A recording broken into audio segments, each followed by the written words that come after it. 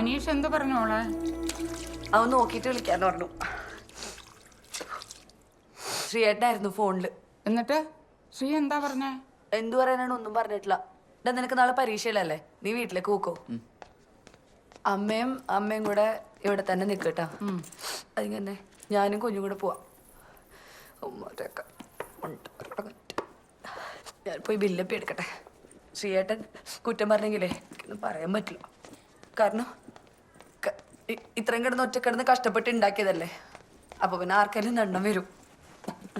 എന്നോടൊരു 100 പ്രാവശ്യം പറയണതാ ഇങ്ങനെയുള്ള സാധനങ്ങളൊക്കെ സൂക്ഷിച്ചു വെക്കണം എന്ന്. എൻ്റെ കയ്യിൽ തന്ന ബില്ല എന്നിട്ട് കൊണ്ടുവന്ന് കളഞ്ഞിട്ട്. അപ്പൊ നീ എന്താ റെഡി ആയിക്കേ? എന്നിട്ട് ഇപ്പൊ കുറ്റം പറഞ്ഞാലും വഴക്ക് പറഞ്ഞാലും നീ എന്ത് നോക്കിക്കൊണ്ടിരിക്കണേ? അപ്പോ ഒന്ന് പോയി ബാഗ് എടുത്തിട്ടേ. ഫോൺ. എന്റെ താക്കോലെവിടെ? താക്കോലി നിന്റെ ബാഗിലില്ലേ?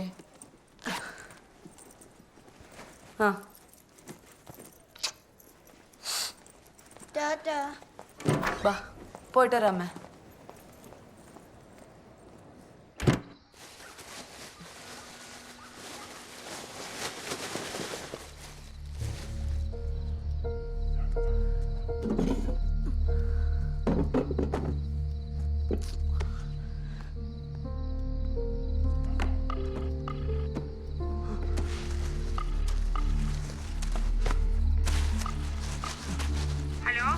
ഹലോ അമ്മ, ഒരു മിനിറ്റ്. ഹലോ അമ്മ, പിന്നെ അന്ന് ബാംഗ്ലൂരിൽ വിനീത് പോയപ്പോഴേ ചേട്ടൻ ഒരു നീല കളർ ബാഗ് എടുത്തുകൊണ്ട് പോയിണ്ടായിരുന്നില്ലേ? അതിന്റെ ഉള്ളിലത്തെ അറിയിലുണ്ടെന്ന് നോക്കുവോ? ഇല്ലില്ല, ഞാൻ വിളിച്ചിട്ട് അവനെ കിട്ടണില്ല. അമ്മ ഒരു കാര്യം ചെയ്യോ, അപ്പുറത്തെ ബേബി ചേട്ടനെ വിളിച്ചിട്ടേ അവനെ എന്നോടൊന്ന് വിളിക്കാൻ പറയോ? ശരി ശരി.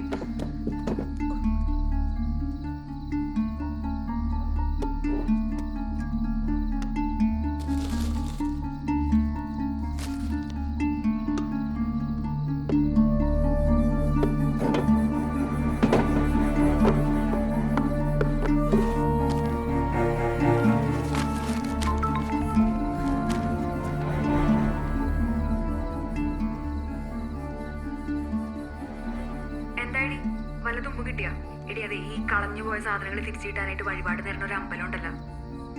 അതിന്റെ പേരാണെങ്കിൽ എനിക്ക് കിട്ടണില്ല. ഞാൻ നോക്കിയിട്ട് മെസ്സേജ് കേട്ടാ.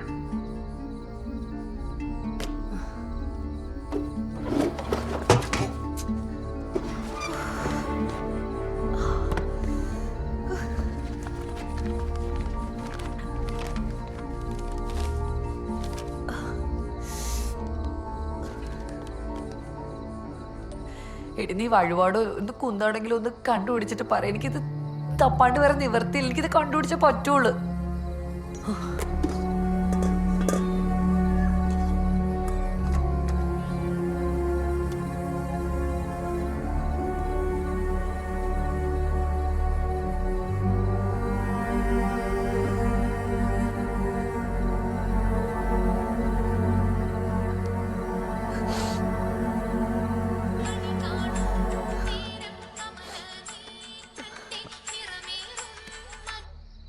എടേ, എത്ര നേരം കിടന്ന് വിളിക്കണ്?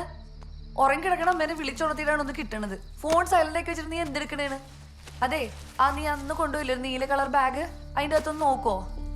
ശരി, എന്നാല് നോക്കിയിട്ട് വിളിക്ക്.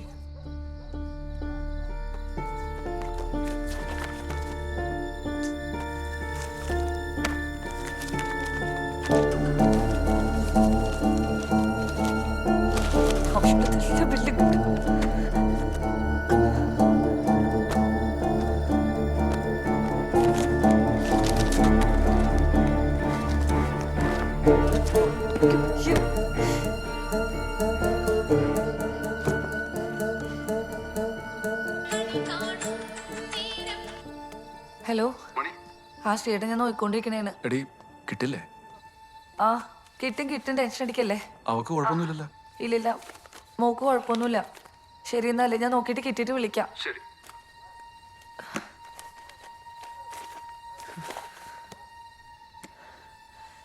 മോനെ, അപ്പൊ നീ കൂടെ ഒന്ന് പോയി നോക്കടാ. കിട്ടിയില്ലെങ്കിൽ നമ്മുടെ എത്ര രൂപ പോകുന്നെന്ന് അറിയോ? പോയി തപ്പ്.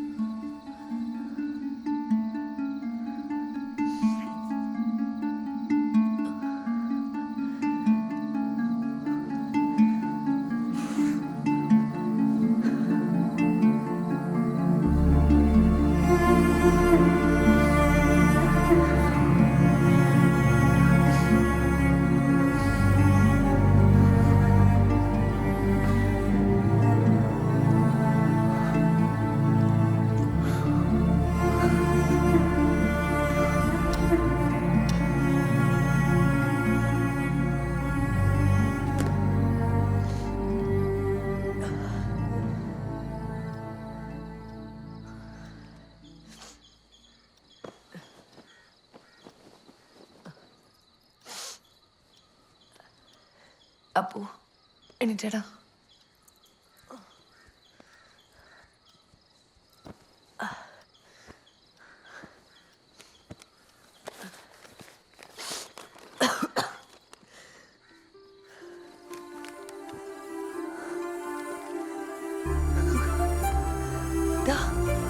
അപ്പു നോക്കി വലിയ കിട്ടി. കിട്ടിയാ? എവിടെ കിട്ടി? എന്റെ കയ്യിൽ ഒട്ടിയിരുന്നാടാ.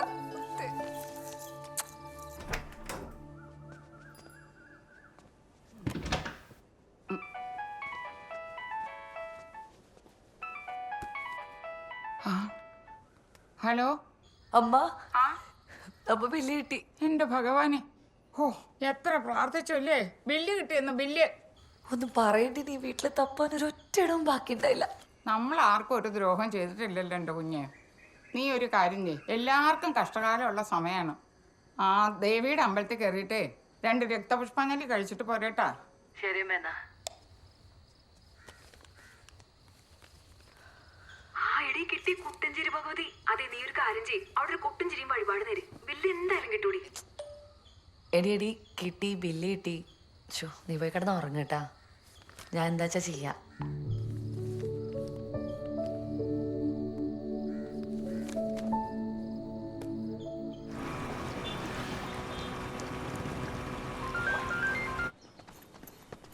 ഹലോ, ആണോ? അടിപൊളി അടിപൊളി. അപ്പോൾ ധൈര്യമായിട്ട് വിട്ടോ, കാശ് കിട്ടിയിട്ട് ചെലവ് ചെയ്യണേ.